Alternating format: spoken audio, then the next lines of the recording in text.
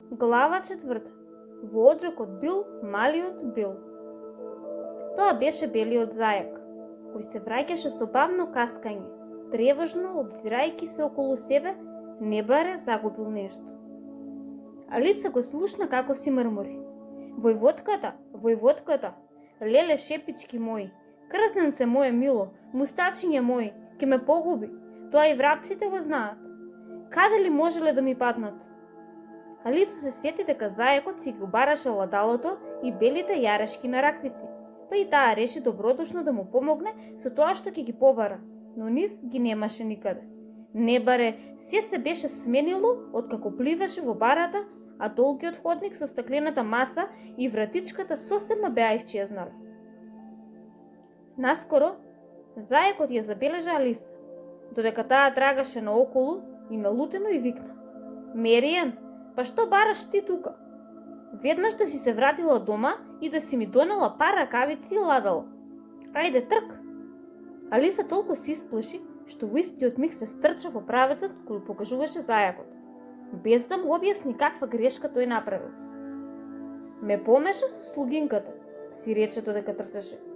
Колку ќе се изненади кога ќе свати која сум, но најдобро би било да му ги донесам ракавиците и ладалото. Се разбира, ако успеам да ги најдам.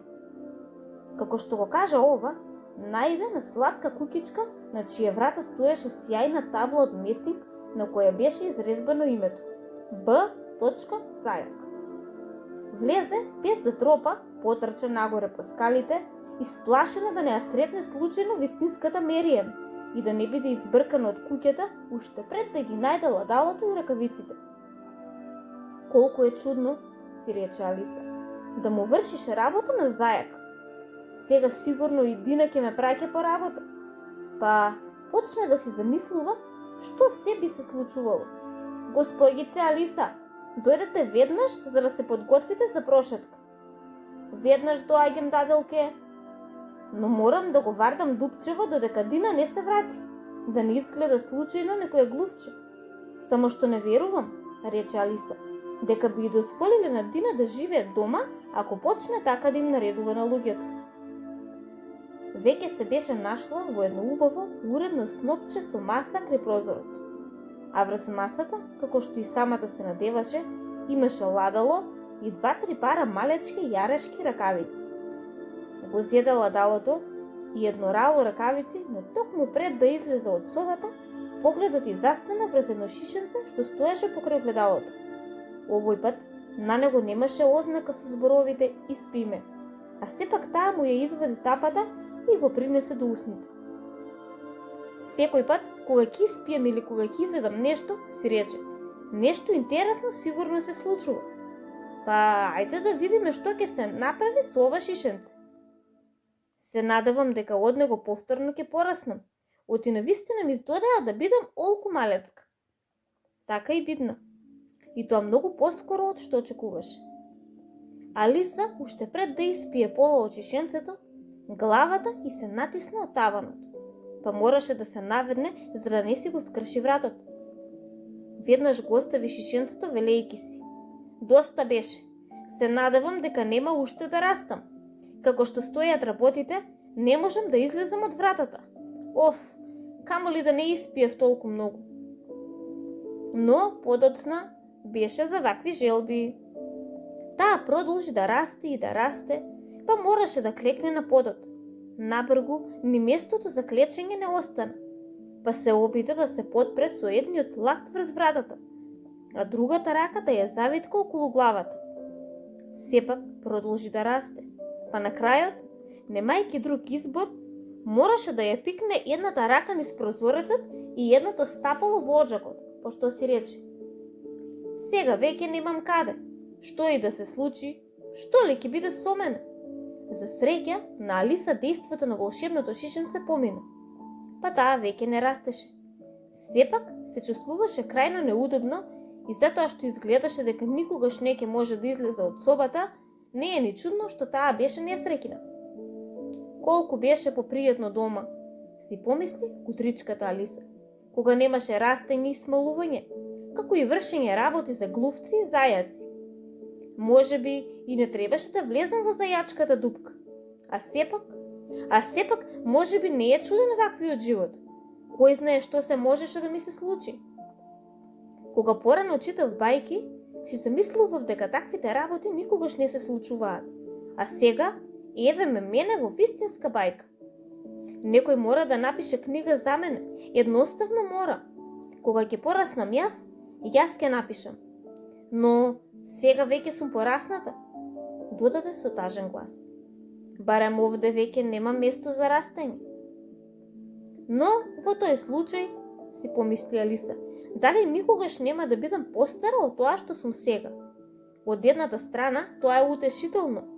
Никогаш нема да бидам старица. Ама друга, секогаш имам за учење. Тоа ич не ми се допаѓа. Ах, ти будалеста, Алисо, си одговори самата на себе. Како можеш да учиш овде? Па тука едва има и место за тебе, а не пак за учебници. И така си продолжи, зборувајќи во прилог ту од една, ту од друга страна, што се претвори во вистински разговор. Но по неколку минути однадвор се чу глас, па запре за да го послуша. Мериен, рече гласот, веднаш да си ми ги донела ракавиците. Потоа се слушна тропотење на стапалца по скалите. Алиса знаеше дека зајакот дошол по неа. Толку затрепери, што целата куќа се затресе, заборавајќи дека илјада пати поголема од зајакот и дека нема зошто да се плаши од него. Наскоро, зајакот дојде до вратата и се обиде да ја отвори. Тоа беше безуспешно, бидејќи лактот на Алиса ја притискаше вратата што се отвараше навнатре. Алиса го слушна како самиот си прозбори. Тогаш ќе одам одоколу и ќе влезам низ прозорецот. Нема, си помисли Алиса, и почека дур не се причуди дека го чула зајакот како стигна под прозорецот. Тогаш ја рашири дланката и заграба на слепо. Ништо не фати, но слушна како некој писна и падна, а потоа и кршење на стакло, од што заклучи дека е сосем возможно зајакот да паднал врз стаклото од лејата за краставици. Потоа се слушна налутен глас, оној на зајакот. Петре, каде си? А потоа и глас што прв пат го слушаше. Јаме, садам чушки, газда. Ма немој, рече налутено зајакот. Дојди, извади ме одовде. Пак се слушаа звуци од скршено стакло. Петре, кажи ми што е тоа во прозорецот? Ми ръкичка е това, газда. Ръкичка, а? Дибе кеден. Кај се видело толкова ръкичка? Колку цел прозорец е. Мале, газда, пак ми личи на рака. Па што и да е, нема што да бара овде. Оди и тргни од таму. Настапи подолга тишина, во која Алиса чак пат ке се слушнеше со некое шепотење, например. Ми ич не ме ареса, газда, ич. Прави што ќе ти кажам, кукавицо. На крајот Алиса пак ја рашири дланката и пак заграба на слепо. Овој пат слушна две пискања и повторно звуци на стакло што се крши. Колку лилеи од краставици има овде, си помисли Алиса. Што ли ќе направат следно? Да може да ми излечат од прозорецот, и јас воопшто не сакам да останам овде. Алиса чекаше, но ништо не се слушаше. Наскоро чу вртење на тркалца од количка и мноштво гласови што наеднаш зборуваа. Успеа да го разбере следно. Каде е другата скала? Јас носам само една, другата е кај Бил. Бил, донеси ја овде. Еве, ставете ги овде на ќошов. Не, прво врзи ги една со друга. Не се доволно високи. Ајде сега не обесувај. Бил, фати го јажето. Ки издржи ли бе тој покрив? Пази, керамида не лабава. Ки ти ќе падне, пазите на главите. Гласен трескот. Кој е крив за ова? Сигурно е Бил. Кој ќе се симне низ оџакот? Јас? Нема шанси, ти слези. Па нема ни јас. Бил нека оди. Бил, газдата вика ти да слезеш низ оџакот. Аха, значи Бил ќе мора да се симне низ оџакот. Така ли? Си рече Алиса. Изгледа се му натураат на Бил. Не би сакала да сум на негово место. Каминот е тесен, ама мислам дека ќе можам малку да клоцнам.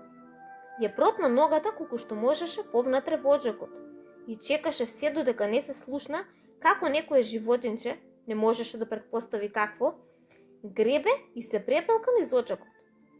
Непосредно точно над неа. Тогаш велејки си: ова е бил. Одсечно клоцна, почека да види што ќе се случи следно. Првото нешто што го слушна беше еден хор од гласови. Отиде Бил, а потоа само гласот на зајакот. Фати го, еј ти, до живата ограда, па тишина, па нов джагор гласови. Дигни му ја главата, дајте ракија, пазете да не се задава. Како беше стари? Што се случи? Дај раскажи. На крајот се чуе едно тивко-тенко цивкање. Ова е Бил, си помисли Елиса. Па искрено не знам, доста беше, фала. Подобро ми е, ама премногу сум потресен за да ви раскажам. Само знам дека наеднаш нешто ме удри ко федер и летнав ко ракета. Бога ми баш леташе стари, рекоа другите. Ке мораме да ја запалиме куќата, рече гласот на зајакот, а Алиса викна колку што можеше погласно. Ако ја запалите, ќе ви ја пуштам Дина. Веднаш настапи мртва тишина, пошто Алиса сега си помисли: баш ме интересира што ли ќе сторат сега. Да им работеше текнувалото, ќе го извадеа покривот. По 1-2 минути повторно се размрда и Алиса го слушна зајакот како вели: ова е почеток доволно за една количка. Каква количка? Си помисли Алиса, но немаше кога да се дочуди. Оти наскоро дожд од каменчиња го испогаѓаа прозорецот, а некој ја испомаваа и по лицето. Ова мора да престане, си рече, па викна: веднаш да сте престанале, што предизвика уште една мртва тишина. Алиса, малку изненадена, забележа дека каменчињата на подот се престоруваа во колачиња, па и светна една мисла. Ако изедам едно од колачињава, си помисли, сигурно нешто ќе се случи со мојот раст, бидејќи најверојатно нема да ме пораснам, предпоставувам дека ќе ме смали. И така, голтна едно колаче, пошто со радост свати дека веднаш почнува да се смалува. Штом стана доволно малечка за да помине низ вратата, истрча надвор и пред куќата најде на толпа животинчиња и птици.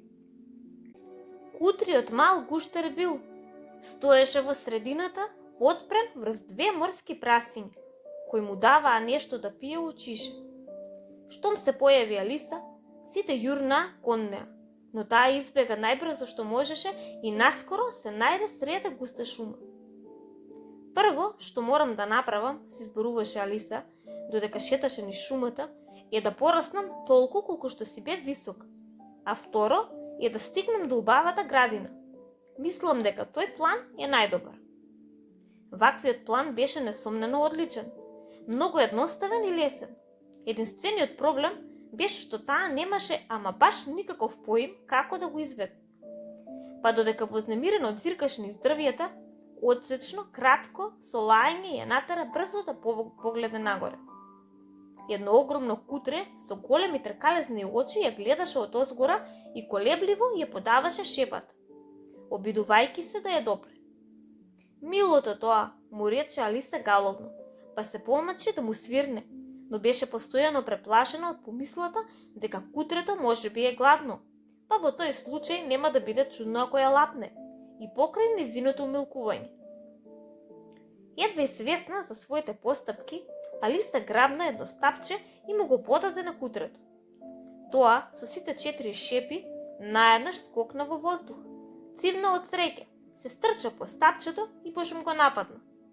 Потоа, Алиса се скри зад еден магарешки трн од страв да не биде прегазена, а што мисли за од другата страна на трнот, кутрето уште еднаш јурна кон стапчето и се преврти преку глава за да го грабне.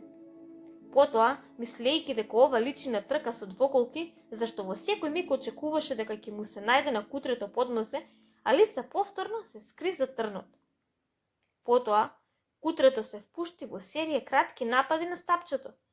Ке се позатрчаше напред, па ќе се вратеше наназад и сето тоа време грубо лаејки, додека на крајот со исплазен јазик и огромните полузатворени очи не клапнаа на земја, прилично подалеку од Алиса. На Алиса ова и се виде како погоден миг за бегање. Веднаш го стори тоа. Трчајќи се додека наполно не се измори и задиша се додека ладењето на кутрето речиси не се изгуби во далечината. Ах, колку беше сладко кутрето, рече Алиса, подпирајќи се на едно лутиче за да се одмори, ладејќи се со едно од неговите ливчиња. Баш можев да го научам на неколку трикови, само да не бев толку мала. Ах, речиси и заборавам дека повторно треба да пораснам. Чекај да видам, како да успеам во тоа. Веројатно треба да испијам нешто или да изедам, но големото прашање е што? Точно, големото прашање навистина беше што? Алиса погледна наоколу кон сите цвеќиња и тревки, но не виде ништо што би можело да се јаде или да се пие. Една голема печурка растеше во близина, висока приближно колку и самата Алиса. Кога погледна под неа, околу неа и зад неа, и светна дека може да погледне дали има нешто и врз неа. Се крена напрсти и дзирна преку равот на чедорчето од печурката, за да се најде очи во очи со една голема сина гасеница која седеше на врвот со скрстени раце. Тивко, пушејќи големо наргиле, воопшто не обрнувајќи и внимание ниту на Алиса, ниту на што било друго.